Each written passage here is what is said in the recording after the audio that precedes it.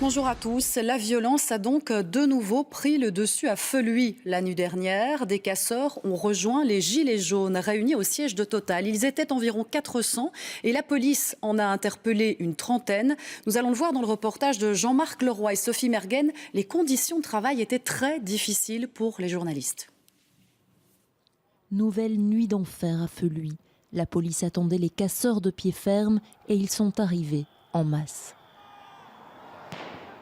400 individus souvent cagoulés, vêtus de noir et prêts à semer la pagaille. Jets de projectiles envers les forces de l'ordre et les journalistes, camions pillés, incendies, arbres sciés au milieu de l'autoroute.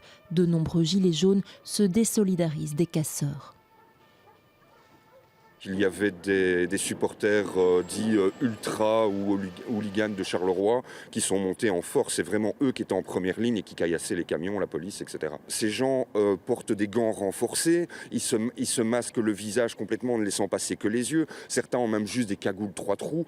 Quand on achète une cagoule 3 trous, c'est pas juste parce qu'il fait froid, on est en hiver. Je pense que c'est clairement parce qu'on n'a pas envie d'identifier quand on va faire des conneries, quoi. On va les tuer là, on va les tuer!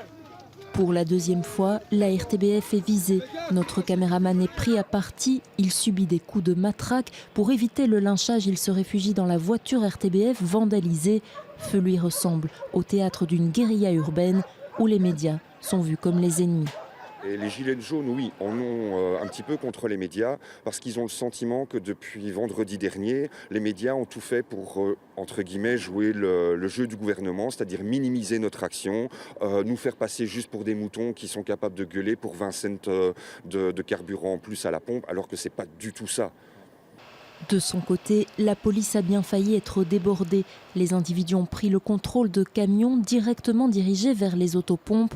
Un laser a aveuglé les pilotes de l'hélicoptère de police qui s'est finalement retrouvé à Bruxelles.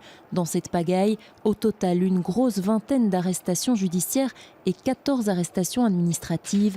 Mais de nombreux casseurs sont toujours dans la nature.